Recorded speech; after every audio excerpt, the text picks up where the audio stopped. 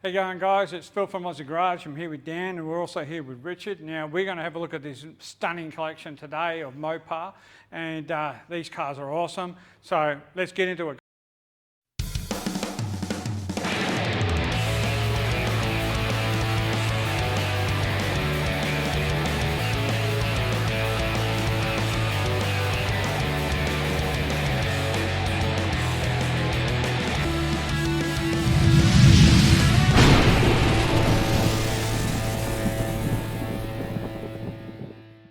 Hey everyone, it's Dan here from Aussie Garage. Today I'm here with Richard. Richard's got a couple of cars in here to have a look at, but first we're going to start with the 72 Challenger. Yep. So mate, how long have you had this one?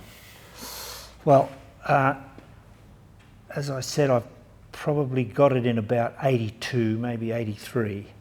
So that's way long ago, and it didn't look like this. It took me probably 10 years to get it up to this stage. Yeah. What kind of condition was it in when you got it? Well, it was running. And a young university student over in Nedlands had it, and it was jammed in his garage. And I drove it home. It was in about 6 different colours. Okay.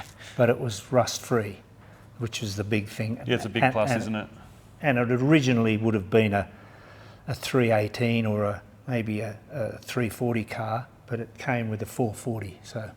So that conversion had already been done when you got a hold of it? Yeah. Do you know when it was imported into Australia? I noticed it's a left-hand drive. Well, yeah, apparently, from what I've been able to work out, it was one of 4 that were brought in by a guy up in Queensland who used to import quite a few, and this one made its way here to West Australia. So okay. I don't know what happened to the rest of them. They're probably still around. Yeah, nice. Yeah. So what was the process that you went through to get it up to scratch? Well, I drove it around a bit on permits and that, and then said, okay, I've got to start on this car. So all in my home garage at home, I completely stripped it down and went through the process of getting the engine refurbished, the transmission looked at, all the drivetrain done, although the diff was good, and basically had just a rolling shell with no mechanicals in it at all on a frame, and took it over to south of Perth over there in the city, and they completely cleaned it, blasted it, undercoated it, fixed up all the things that were wrong with the body. There wasn't much at all, and I got it back in undercoat. Did you paint it yourself then after that, or no, you still got someone to do it after that? No, I had it professionally painted. Yeah. So what colour is this? It's called Silver Ice Mink. It's a GM colour. I actually saw a grey police car one day. Commodore come up next to me and what is that? Good colour. So I said, that'll do for this one. Mm-hmm. So you then had to figure out which colour it was from that point. Did you research the car? Well, I went to a car yard. Okay. In Vic Park. Nice. And found one and went, what's that colour code? I noticed you've got the Valiant here behind us and the truck as well. Did you have other cars before this one, or was this sort of the one that got you into it? Just family cars, but I've always loved Dodge Challengers, my favourite. You know, from the Vanishing Point movie and things like that, you know, they're always my favourite. So eventually ended up with, of course, most people would rather have a 1970 model, but this is a 72. Exactly the same sort of thing, just different front and different back. Everything else the same, yeah. And then once this was all done, I came across this. Long story, but I ended up getting this for about $2,500, and it was a licensed running Valiant Regal. The interior was the seats were all sunburnt and blown out, but it ran like a top, and had been in the same family since brand new. Long story, but we'll chat about that one in a minute. Yeah, I bought it for, I don't know how much. It was pretty darn cheap anyway, and I drove it around. I cleaned it all up and drove it around, and you know, tuned everything up properly, and then eventually got to the point where I said, well, I can't be drag racing the Challenger all the time, so let's build a drag car. Yeah, nice. So that's what I did. Yeah. Let's pop the bonnet and have a look.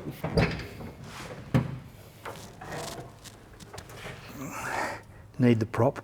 So you mentioned you had the engine rebuilt back in the day when you first built the car. Did you have anything done to it? Like performance-wise or anything? It's essentially just stock. The only aftermarket stuff on it is, of course, the inlet manifold. That's aluminium inlet manifold. A 950 Holley, Yep. 2-inch hooker headers, and upgraded ignition system. And what gearbox is behind this one? It's got a 3-speed auto, 727, and it's got a 323 differential in it, so it's pretty good for cruising. Yeah, nice, yeah. And that's what this kind of car's for, isn't it? Just Yeah. get back along the beach and go cruising, eh? Yeah. It's very fast, Okay. scary fast, but So even in its standard configurement, it's got plenty of go. I believe this was a 318 car, so it was probably just a good car for the wife and kids, but right now with the 440 in it, it's real fast. Yeah, right, okay. Yeah. Awesome. Good fun to drive. Well, I can tell you at 100 miles an hour it goes, okay, I can fly now. The I nose know starts that. to pick up. It does, yeah. These old cars weren't known for their handling as much as the newer stuff, was it really? You can fix it quite easily by putting little wings and stuff on it, but Yeah. I don't want to do that. Better for cruising, this sort of a thing, isn't it? It is, yeah. Yeah. No worries. All right, let's just go have a look in the interior, see what's going on in there. Okay, mate, good. There you go. I love those noises.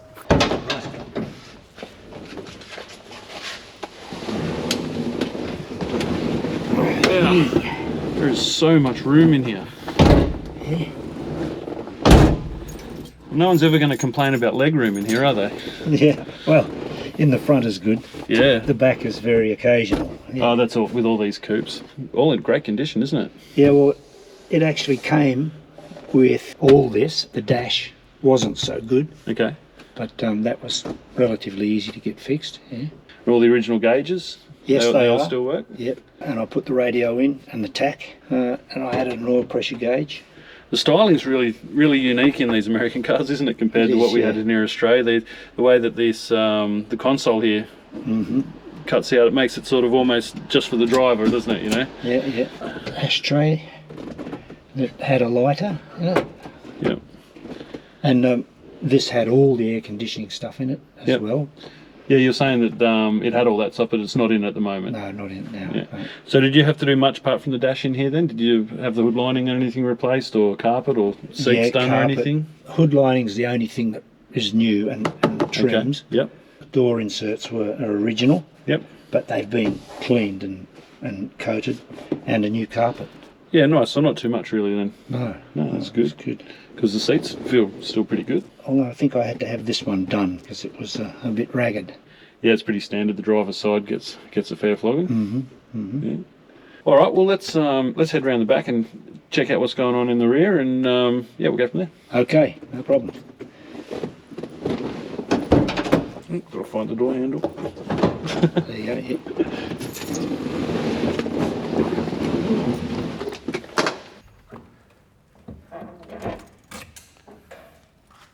So there wasn't a wheel well for this, or is it just won't fit that tyre in it? That's where the spare tyre lived. Okay. All right. Right in the middle of the boot like that. Yeah, That's interesting. yeah. Yeah. Okay. These cars weren't built to be real family friendly. They were built to be Yeah, built to go hard. Yeah. show off in. Yeah. That's it. That's what yeah. it was. Yeah. Purpose built. I mean, but look at the back end on this thing. Unreal. You know, you got the quad pipes coming out. Looks awesome, doesn't it? Yeah. Fantastic. All right. Well, I sort of can't help myself. I want to go and have a look at the Valiant. No worries. We can So- do that. All right, Richard. So when you're not cruising in the Challenger and you want to go a bit faster, I assume you come to this side of the shed.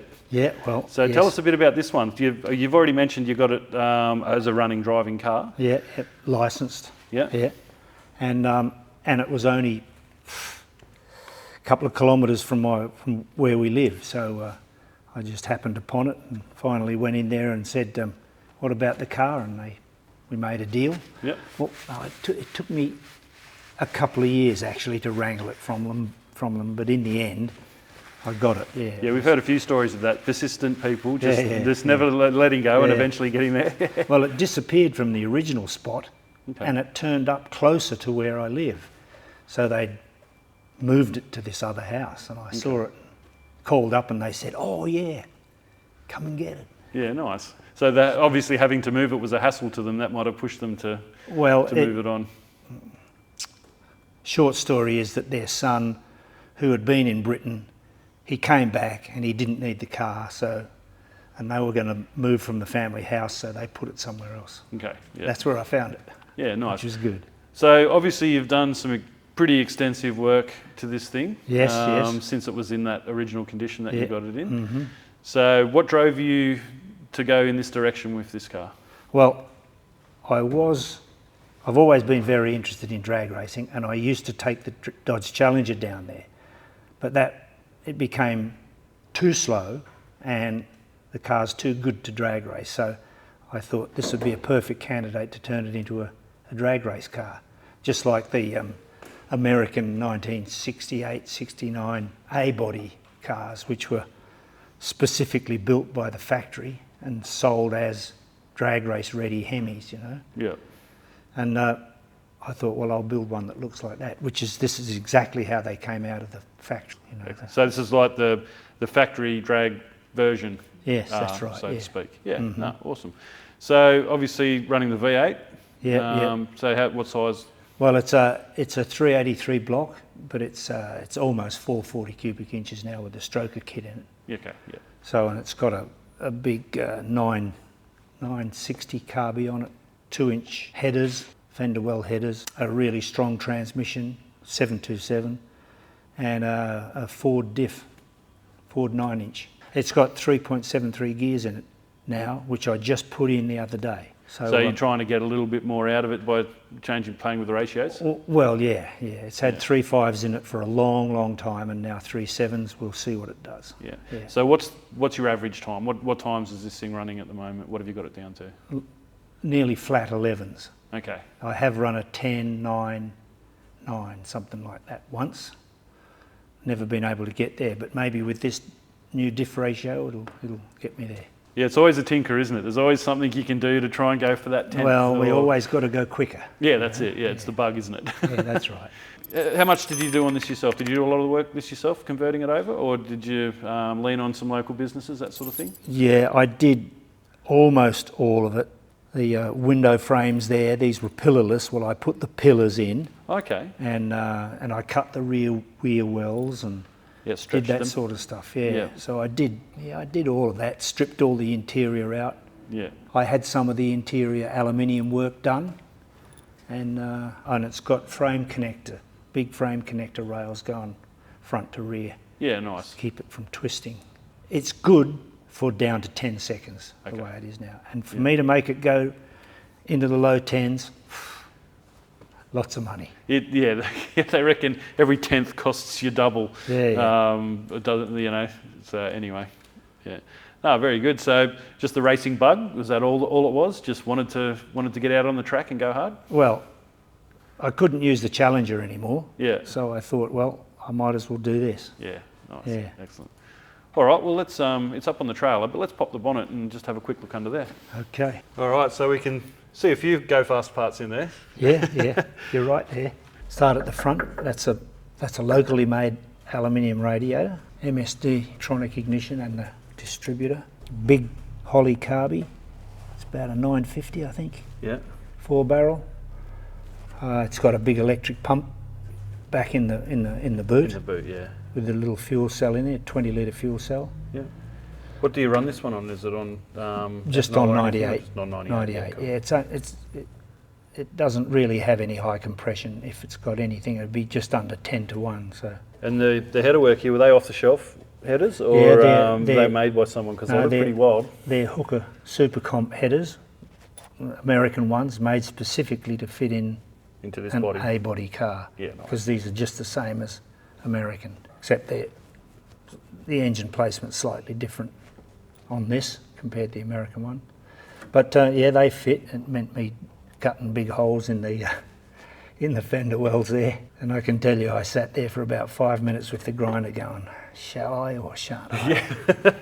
It's always a nervous moment, isn't it? Yeah. But then I cut it, and that was that. And they're all strengthened all the way around. So internally, has the motor been revved up too much, or is it? Well, I'm pretty sure it's about 10 to 1 compression. It's not real high.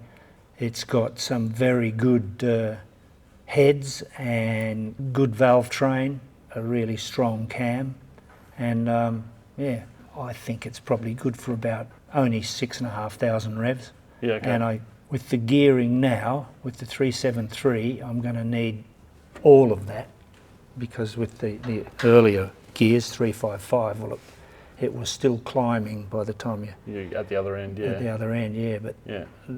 with these gears, it'll be up high pretty quick.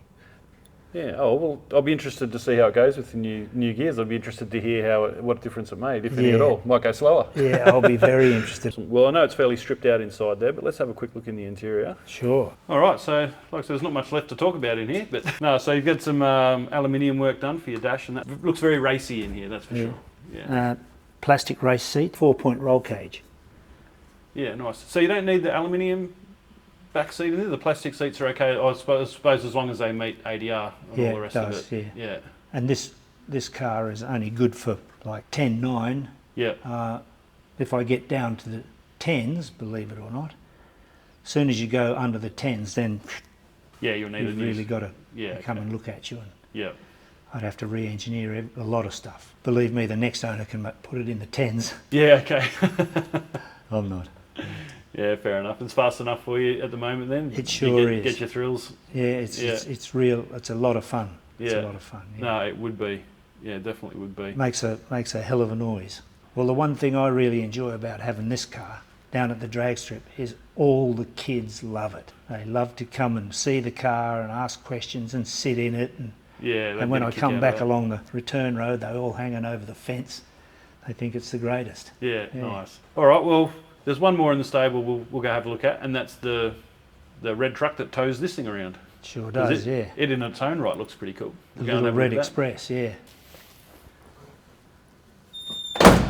All right, mate, so the tow rig, it's just as nice as the rest of them. So tell us a bit about this one. Did you buy it specifically for a tow rig? Yes, I did need something to tow things around with, and I've always liked these trucks, so I went looking for one. This one was advertised, at a good price, and it was in Fort Worth, Texas. So I talked to a couple of people and made it happen. Came over here seamlessly. Yeah, nice. No trouble at all. Yeah, well, that's good, because it can be a bit of an experience buying something from the other side of the planet, isn't it? Yeah. Turned up on the truck and I got in and went, that was it. Yeah, nice. Perfect. Yeah. So did you have a spotter over there, someone to check it out for you, that sort of thing? Or? No, I didn't. Okay, so it really was a sight unseen kind of a... It was about 100 photographs of it. So okay, yeah. And I talked to people over there and they were really good. Yeah, nice. So have you done much to it since you got it? The only thing I've done to it is change the wheels. It had a set of dull old mags on it and I changed them for these. That's the only thing. What have you got running under the bonnet this one? It's a 360 and unusually got an overdrive transmission. So it's a 4-speed auto, in fact. They came out with a heavy duty 3-speed torque flight, but this is got an overdrive on it. So it's really good. You can get it up to freeway speeds and click, and it's just sitting there at 2,000 revs. So the trim and everything looks great. So was that all done? Yeah, that was exactly how I got it. Yep. Yeah, Haven't nice. changed a thing. So are you in any of the clubs here in Perth, or the Chrysler Club? Yeah, I'm in the American Car Club of WA and the Charger Club. Both great clubs, actually. Yeah, real good. And you're saying that these stacks were factory? Yeah, that's how they came out. Yeah, that's unusual to us over here in Australia, I think, because we never saw anything like that. Mm-hmm. So the American market did aesthetic things like this, didn't they, to please the customers, I suppose, to try and sell more trucks. So, you imagine the 21-year-old guy goes in and the salesman starts up this truck, he'd go, I want one. Yeah, exactly, yeah. The little Red Express stickers on here, were they something that you've put on? No, they all came out of the factory with those on. These are kind of faded, but they came out with these big decals and everything. Yeah, wow. So they did go all out, didn't they? Yeah, they did. Yeah, to try and sell them. It's air conditioned. Did I mention that before? Oh no, but I bet you're loving that, because we know that one's not, and we know that one's definitely not. Definitely not. Yeah. Yeah. No, so it'll be comfy on these hot days that we've been getting lately. It is. Yeah. Do you get this one out on its own and go cruising? I do. In it? I ran it down the drag strip a couple of times, and it's about. The Valiant is an 11-second car. This one's about 23 seconds. Okay. And what was the Challenger? What was the time on the Challenger you used to get? Challenger will do 15, no traction. Blows the bags. Mm-hmm. Well, speaking of which, let's Let's go for a cruise, eh? Okay, easy. It doesn't sound like you needed much convincing. Oh no, No, right, let's go. I like it.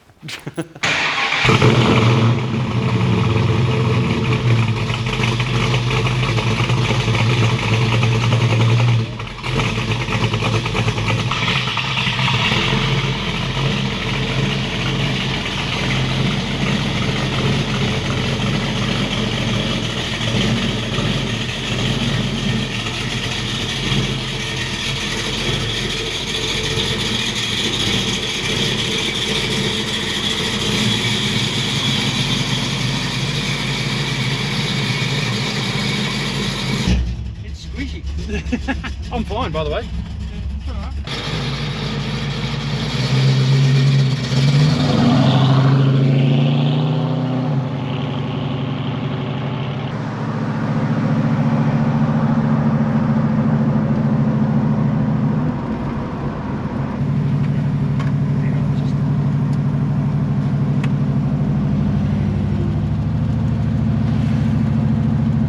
Well, there's that extra grumble now.